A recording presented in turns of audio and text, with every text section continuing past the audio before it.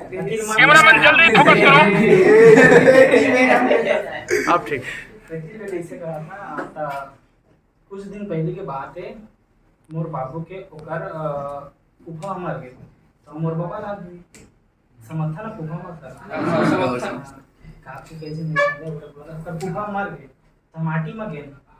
तो सब जरूरत रही से चाचा मन तमाम लगे हैं का चाचा कहाँ पर हुआ था बेचारा के दिन मारी सब चाट के चल दी ओके बाकी कहाँ में भी जो कहते हो गया बढ़िया जल्दी देते निपटावा।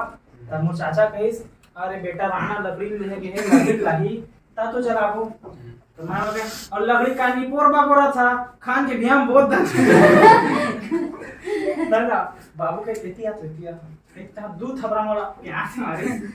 गाड़ी में बैठारिस फिर दूध थपरा मारिस और पेट्रोल पर 100 रुपए पैसा लगी नहीं बेची और चक्कर में हम मार खा जाए बहुत हमन माटी में दल जाए बेटा सजा तो जरूरत नहीं माटी में बोल के फिर मोला घर भेजी।